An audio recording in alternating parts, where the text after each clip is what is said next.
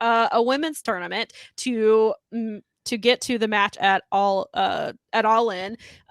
So sadly, we will not be getting Shida versus Emi Sakura like I wanted. I was very mad when I didn't see her in the tournament picture. So yeah, Wednesday night. So the match, it was obviously Shida versus Anna Jay had already been announced prior to Dynamite, and then during Dynamite they were like, it's a tournament match now. What?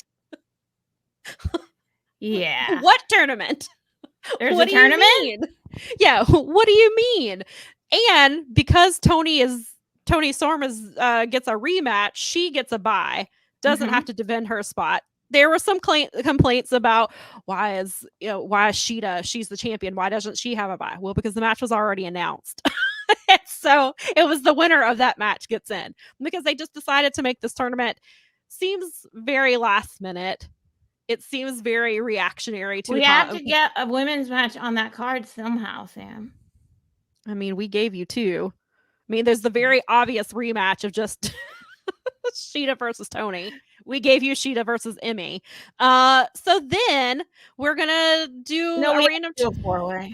Yeah, and so then Friday night we see, and so obviously once we see the tournament, it's very clear who is going to win each of the matches. And so Friday, Saraya beat Sky Blue. Sky Blue had the match won, but of course, we did some outcast shenanigans that we always do. And Saraya obviously earned her. We knew Saraya was going to be wrestling in the UK. That was obvious. And so then this week, on Dynamite, we will have Britt Baker wrestling the Bunny, who is returning from injury. Very obvious who's going to win that match.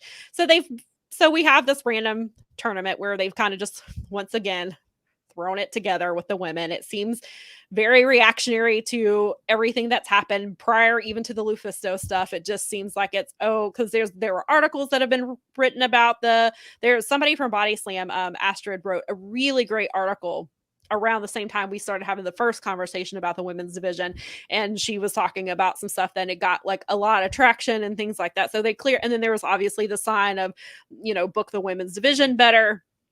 So they have booked the women in the main event. They main evented 3 times within 10 days. They did the AEW 200 show, last week's show, and then Rampage. Probably not main eventing on Wednesday, but maybe they will. It just feels very forced. And so, like, on the one hand, I'm happy to see the women main eventing, but on the other hand, it seems like, here, damn, stop complaining. Now what are you going to complain about? I put them in the main event. Why are you complaining about a tournament? We're going to get four whole women at All In. We don't know if the TBS title is going to be defended. Maybe we'll put it.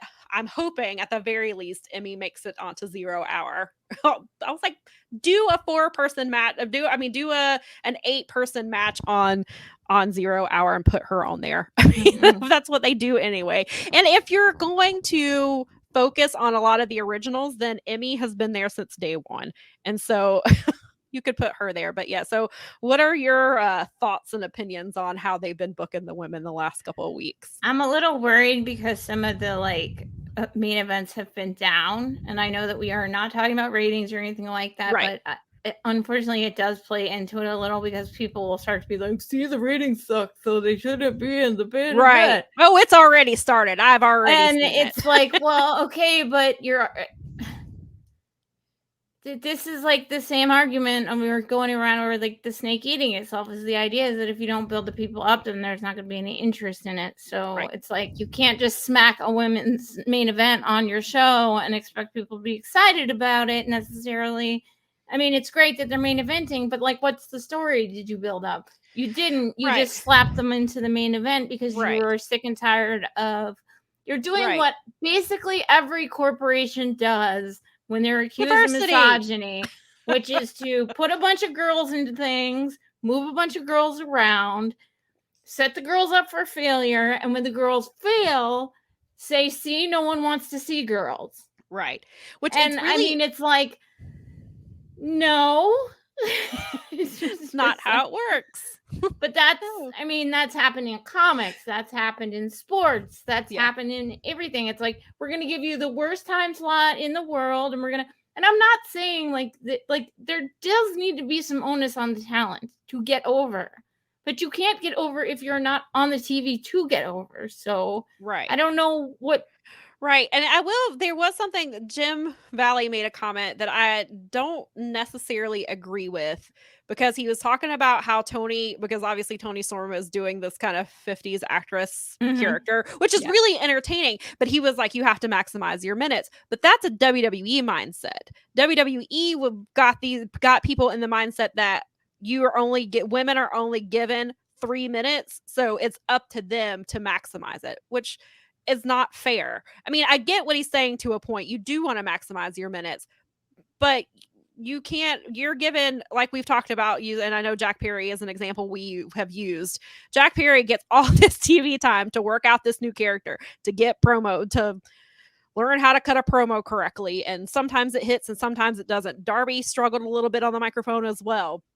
They're getting this time and stuff like that. So, and Tony was already over. Tony doesn't have to worry about, I mean, of course, I'm not saying she deserves less time. That's not my point is, like, she's already over. People are already going to pay attention to her. She was just your champion until her 2 in weeks ways ago. that will help elevate other women around her so that she has people to compete with.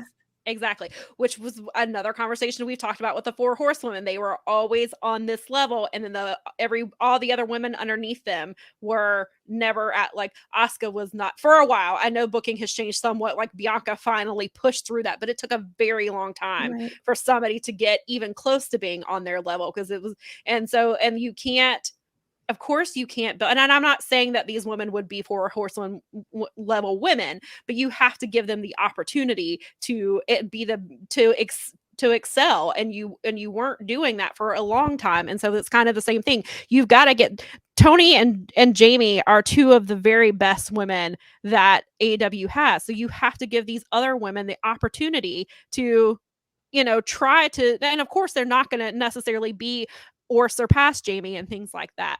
But if you're, if you keep booking them down, then they're not going to get to that level.